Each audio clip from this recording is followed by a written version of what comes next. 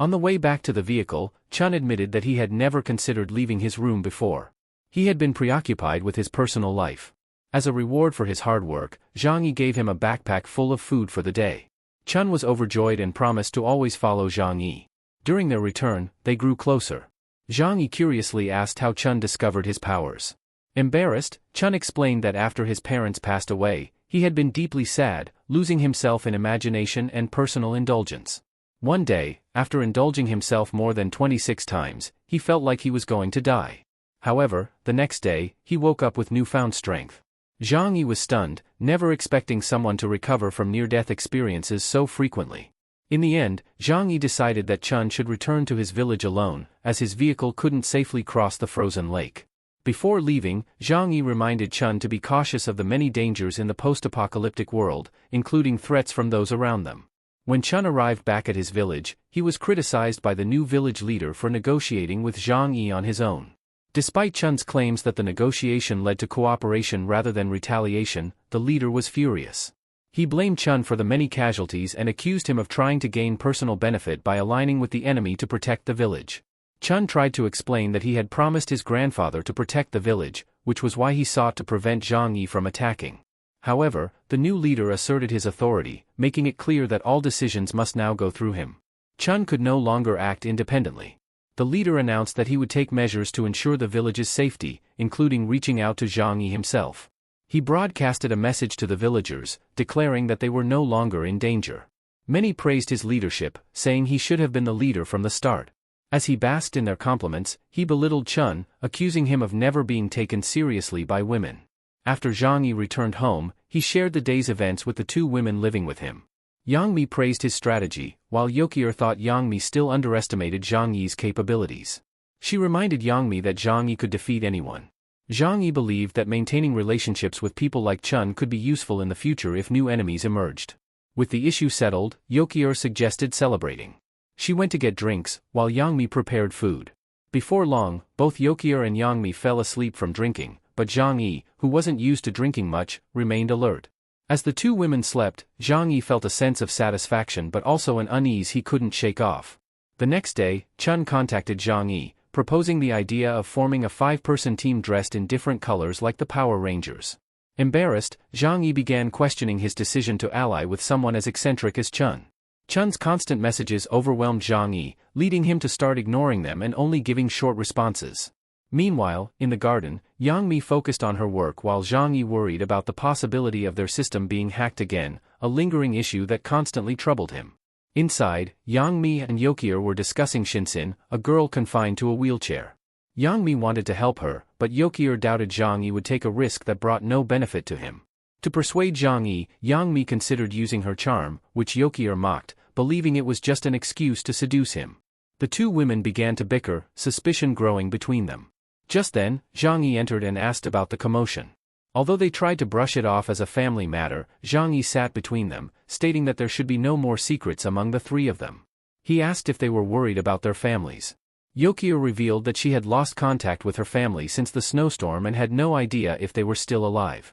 Meanwhile, Yang Mi shared that her family had managed to reach out to her, but they were in danger and needed help. They were trying to figure out a way to convince Zhang Yi to help people who had no direct connection to them. Despite initial hesitation, both Yang Mi and Yokier pleaded with Zhang Yi, insisting that these people were the only family they had left. Yokier further promised to fulfill any of Zhang Yi's requests if he agreed, including anything involving both her and Yang Mi. Zhang Yi asked if they were truly willing to go that far, and though embarrassed, both women nodded. Yang Mi expressed how heartbreaking it was to see Shinsin trapped in her wheelchair, unable to move freely in the snow. Zhang Yi realized that if Shinsin was that important to them, perhaps she was valuable to him as well. Yokier was impressed by Zhang Yi's decision, calling him a kind-hearted person despite his cold demeanor. Yang Mi, feeling grateful, drew closer to Zhang Yi and promised to repay his kindness. The next day, after tensions had cooled, the three of them resumed their discussion. Zhang Yi asked about the girl trapped in the wheelchair, Shin. Yokier explained that Shin was at Tianning Academy, the best university in the city, known for being home to many geniuses. Zhang Yi wondered how someone confined to a wheelchair could survive there for months. Yang Mi explained that the campus had its own market system, ensuring enough supplies for the students staying there. Zhang Yi then questioned why Yang Mi had just now tried to contact him about this. Zhang Yi revealed that she had tried to reach Shin multiple times, but the number was unreachable. Yokier joked that maybe Shin had changed her mind and no longer wanted help. When Zhang Yi asked about the distance to the academy, they found out it was over 22 kilometers away. Considering the snowstorm, it was likely that the phone lines were down. Zhang Yi suggested trying to connect via the internet. They went to the control room and attempted to call using the best phone available. The call connected, but the signal was poor. They heard static and terrified screams mentioning something dangerous, followed by shouts about a monster. Zhang Yi heard a chilling, monstrous roar before the call abruptly disconnected. Initially, Zhang Yi thought the rescue mission would be simple, just go there and return, but after hearing those sounds, he realized something far more dangerous awaited them. Doubts crept into his mind about going to such a perilous place, yet his wives insisted that he should not back out. Zhang Yi decided to proceed, understanding he needed the help of his subordinates and their combined strength. With assistance from Pamanu, Chun-Lei, and his own weapons, they might be able to minimize the danger. He contacted Chun-Lei, who accepted the mission out of boredom while snacking. Zhang Yi pondered whether eating too much could affect his agility, but he also needed enough energy to fuel his powers. Zhang Yi told his wives that for their safety, they would stay on the lower floor of the house. Yang Mi questioned this, but Yokier, knowing her husband's cautious nature, didn't question his decision. She trusted that if anyone attempted to invade their home, the doors would remain impenetrable. His wives supported his plan, while Yang Mi expressed hope that they could bring her sister home. Before departing, Zhang Yi ensured his wives' safety, reminding himself not to be reckless, especially when it came to those closest to him.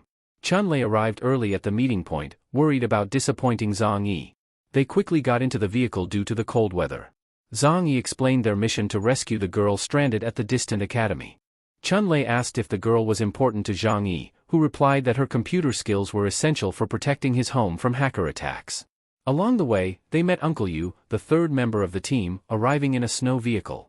Uncle Yu appeared healthy and active, often exercising with his wife.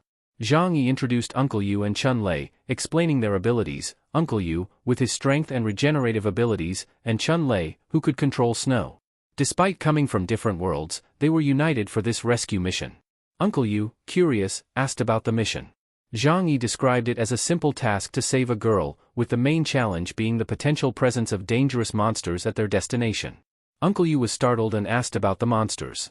Zhang Yi explained that they could be animals mutated into monsters or humans transformed into terrifying creatures. With that, they set off toward their destination. At Tianning Academy, the students had gathered in the gymnasium. Tensions rose among them. Some angrily questioned how someone bound to a wheelchair like Ecchi could survive so long when many had already died. They accused her of being a burden, dragging others toward death, and criticized the need to protect someone immobile. Some students focused solely on their own survival, while others mourned friends they'd lost.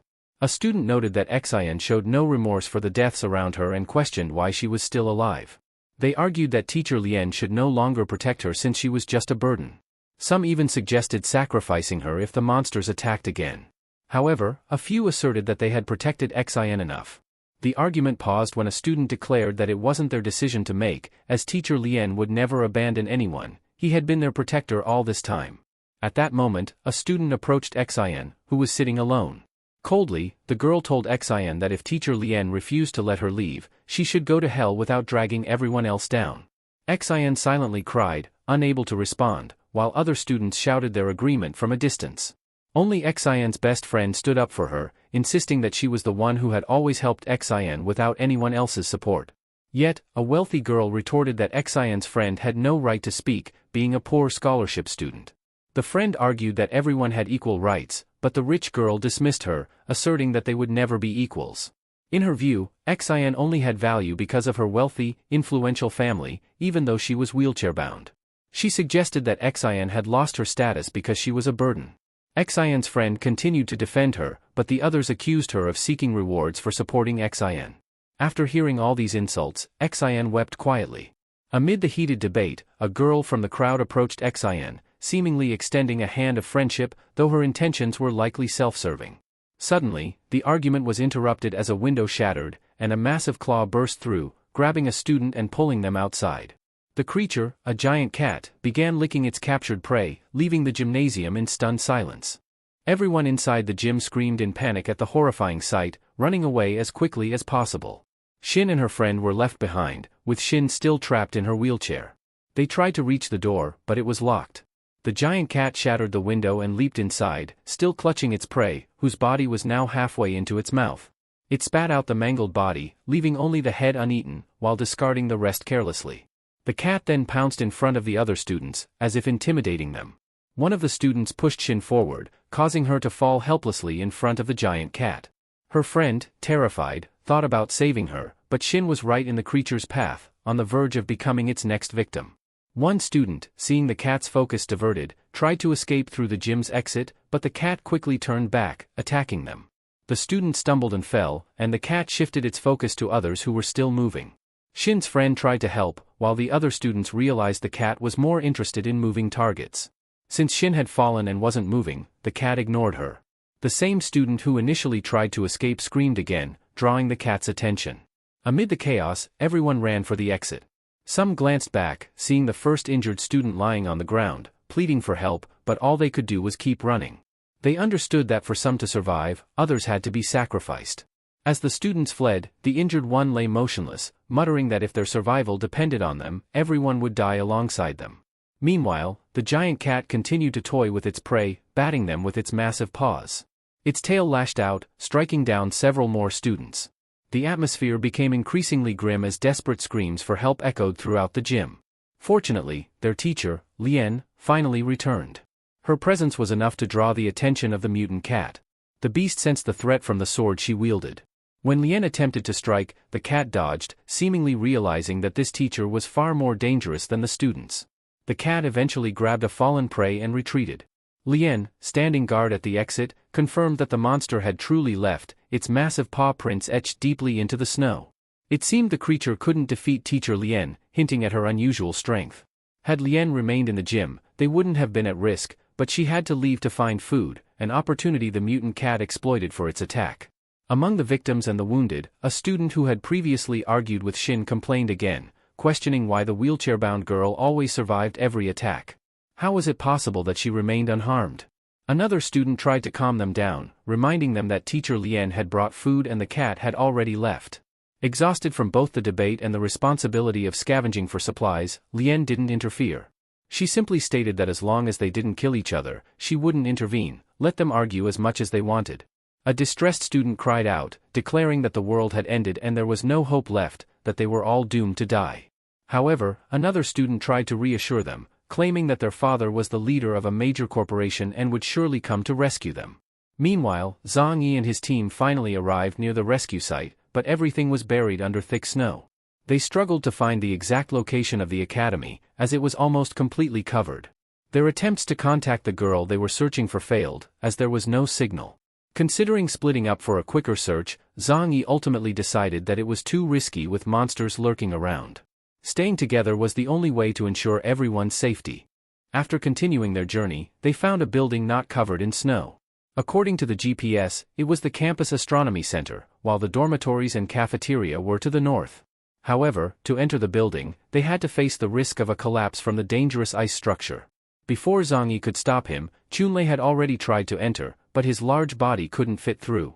Suddenly, Zhang Yi saw something approaching. As he pointed his weapon, he realized it was a giant cat. Despite having a gun aimed at it, the monster didn't immediately attack, leading Zhang Yi to think the creature might possess some intelligence. When Pamanu and Chunlei returned, they immediately attacked the creature. In response, the giant cat became more aggressive.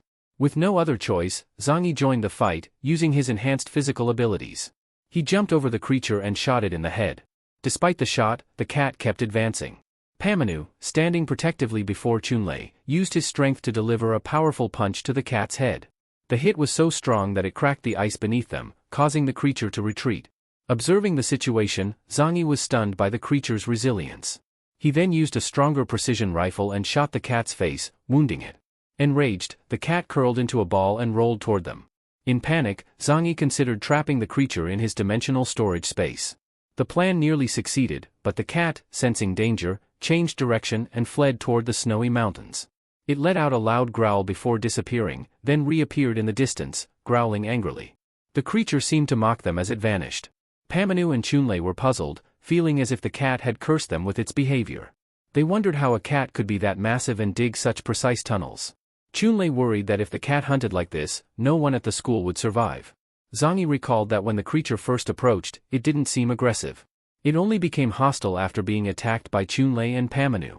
He concluded that the cat had mutated, grown larger, and developed high intelligence, aware of its actions.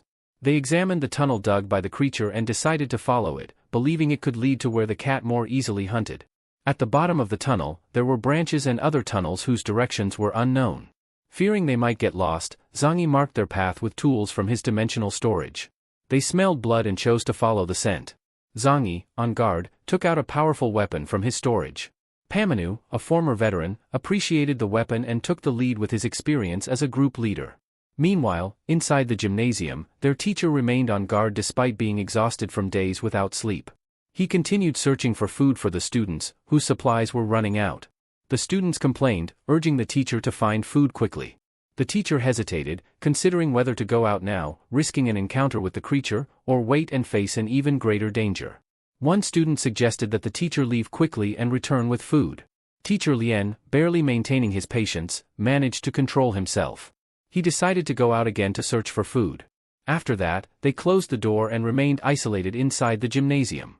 Outside, Teacher Lien thought that if he encountered the cat, he would fight to the death alongside the students. Meanwhile, inside the gym, Karen asked Shin if she was okay. Shin replied that she was fine thanks to her friend's help. However, the wealthy and arrogant student once again criticized Shin, saying she continued to be a burden to her friend and never felt tired of being useless. Karen defended Shin, reminding them that the student had pushed Shin when the cat attacked and should apologize. Before the argument could escalate, the giant cat reappeared at the gym window. Its massive claw reached inside and grabbed a student. The student who had previously claimed to be able to save everyone ran away, pushing a classmate back into the gym. In the next attack, the cat crushed another student's body, while the desperate students tried to escape. Teacher Lien returned to the gym and now had the opportunity to fight the cat. He chose to attack the cat's head. Despite being wounded, they engaged in a fierce battle before the terrified students. Amid the chaos, Zhang Yi and his team arrived through the tunnel and witnessed the scene. Realizing their presence, Teacher Lien felt a glimmer of hope and asked for help to fight the monster. Chunlei was ready to attack, but Zhang Yi stopped him, reasoning that the woman wielding a sword seemed highly skilled. She could hold her ground against the cat, indicating she might also be a mutant with special abilities. Unsure whether she was an ally or enemy, they chose not to interfere and searched for another way to the gym. They left the tunnel, managed to enter through a gym door, and headed toward the students. Zhang Yi immediately recognized Shin from her wheelchair and red hair. He felt fortunate she was still alive. However, before he could approach her, a boy blocked his path and asked if he was from the Western Mountain Base and a friend of his father. Zhang Yi seriously asked about the place. The boy introduced himself as Xingyu, the class vice president from a noble family, hoping Zhang Yi would recognize him. Zhang Yi just nodded and wanted to know more about the base in the Western Mountains. The clever boy questioned why they were asking about the Western base if they were from another base since that one was closer. This made Zhang Yi think that there might be another base around this area. He asked the boy for information about any other shelters besides the one in the Western Mountains, but the boy only knew a little, that his father had mentioned a few safe places. Ignoring the boy, Zhang Yi approached Shin. Other students, shocked, tried to talk to Pamanu and Chunlei, curious about what Zhang Yi was discussing. Finally reaching Shin, Zhang Yi confirmed if she was alright. He introduced himself as Zhang Yi, saying he knew her older brother well and that her brother had asked him to come and rescue her. He then asked if Shin was willing to leave with him. Without much thought, Shin agreed. Zhang Yi prepared to push her wheelchair to take her away, but before leaving, Shin requested that Zhang Yi stop the fight between Teacher Lien and the cat. Seeing an opportunity to make Shin owe him a favor, Zhang Yi called Chun and Pamanu to carry out the task. As they headed toward the battleground, Zhang Yi noticed the scattered cat claws and decided to store them in his dimensional space. Upon arriving, Chun used his strength to collapse the ceiling, separating Teacher Lien and the cat from the fight. Although they succeeded, Teacher Lien was furious because she didn't want the battle to stop, she just wanted help to defeat the creature. Zhang Yi sarcastically remarked that Teacher Lien should be thankful. However, Teacher Lien, enraged, showed her sword and said this was the first time she had managed to corner the beast, and they had ruined it. She doubted she'd ever get such a chance again. Zhang Yi explained that he only wanted to help, not kill the creature, and that he acted because one of her students had asked him to. Teacher Lien, still angry, cursed and attacked him. Trusting his instincts, Zhang Yi leaped back and shot her in the forehead with a desert eagle, but to his surprise, Teacher Lien deflected it with her sword. As Teacher Lien prepared to strike again, Zhang Yi used his dimensional power and trapped her inside his dimensional space. After a few tense seconds, Zhang Yi released her, mocking her for attacking someone who had just helped. He warned everyone not to approach her recklessly, describing her as both dangerous and reckless. Zhang Yi then took her sword, deciding to keep it temporarily since a blade capable of cutting bullets was valuable. When Teacher Lien demanded her sword back, Zhang Yi refused. He asked a student to help the exhausted teacher rest, noting how fatigued she seemed after days without proper sleep. After that, Zhang Yi explained to everyone that he had only come to take Shinshin away. The teacher questioned why he wouldn't take the other students as well. Students around Zhang Yi began offering money, claiming they were all from wealthy families and willing to pay anything if he could escort them to safety. Zhang Yi reiterated that he couldn't take responsibility for important people like them. If their families were wealthy, they would surely send someone to rescue them. A student angry at Shin Xian took drastic action by holding Shin Xian hostage along with several other students. They threatened to kill Shin Xian if they were not included. The teacher, witnessing this, felt terrified and tried to remind them of the dangers outside, but the students remained adamant. Zhang Yi, having had enough, shot all of Shin Xian's captors dead. Teacher Lien was shocked by his actions, unable to believe Zhang Yi could be so ruthless. Zhang Yi asserted that anyone who dared to take hostages should be prepared to face the consequences. What surprised him was Shin Xian's calm demeanor, showing no fear at all. After confirming Shin Xian was safe, Zhang Yi asked if they could leave. Shin Xian agreed but requested to bring Karen, her best friend. Zhang Yi hesitated to take on another person, but Shin Xian explained that Karen was highly intelligent and resourceful. Karen was a scholarship student at the academy, an expert in mechanics and engineering capable of building and repairing various things. After considering Karen's skills, Zhang Yi agreed to bring her. During their departure, some other students claimed to have abilities like driving or managing money to join the group. A student blamed Zhang Yi for Teacher Lien's lost opportunity to face the creature and warned of the danger if the monster returned. Zhang Yi ignored them. Before leaving, Shin Xian thanked Teacher Lien, and Zhang Yi decided to take only her and Karen. Outside, Zhang Yi showcased his power by retrieving a car and snow vehicles from his dimensional storage. They left, leaving the confused students behind. At that moment, a wealthy student noticed his phone had a signal and tried to contact his father. Zhang Yi and the two girls continued their journey comfortably inside the car, enjoying the warmth after spending so much time outside. Zhang Yi brought out water and food from his storage to replenish their energy. Shin Xian and Karen felt grateful and praised Zhang Yi, but he redirected the praise to Shin Xian. Shin Xian felt puzzled by the compliment, believing she was just a burden and would not have survived without Karen's protection. Zhang Yi insisted that it wasn't true. He believed Shin Xian's survival in a wheelchair all this time wasn't just luck but also due to her intelligence and a secret she kept. Karen, confused, didn't understand what they were discussing. Zhang Yi acknowledged Shin Xian's sharpness in understanding situations, especially concerning the monster. Shin Xian admitted that she had once taken care of a stray cat named Blossom before the snow disaster. That cat, now a monster, didn't attack her and Karen because of the kindness shown before. Karen was shocked to learn that the monster was the same cat they had once fed. Zhang Yi grew curious whether the cat spared them out of gratitude or if there was another reason. Shin Xian explained that she had instructed the cat not to attack any outsiders who came to rescue her, but it continued to prey on the students it saw as food. Zhang Yi, sharing Shin Xian's view, only cared about the safety of Shin Xian and Karen. He believed that in this cruel world, only those of value could survive. During the journey, Zhang Yi asked why Shin Xian took so long to contact her sister. Shin Xian revealed that her intention in contacting her sister was to reach Zhang Yi. As a top student, she had been investigating the warehouse theft in the city even before the snow disaster. After the disaster, she suspected the stock supervisor as the main perpetrator, and recent information confirmed her theory. Using her sister's phone, she devised a plan to call Zhang Yi to save her. Shin Xian admitted that she knew all of Zhang Yi's actions before and after the disaster and had been monitoring his movements since the warehouse robbery news spread. If Zhang Yi hadn't come through her contact with Yang M, she had other ways to draw his attention, but she was thankful that Zhang Yi came willingly. This revelation left Zhang Yi surprised and more cautious of Shin Xian. Additionally, he began to suspect the presence of Blossom, the mutated cat that had been following their vehicle since they left. Zhang Yi considered taming the mutant cat, believing it could strengthen him further. Meanwhile, Shin Xian and Karen kept observing the cat from the car window. When they finally arrived at the shelter, they were greeted by Chun Lei and his uncle. Zhang Yi expressed his appreciation for their assistance before suggesting they return to their own homes. Zhang Yi then returned home, creating a warm atmosphere that made Xin Xian and Karen feel comfortable.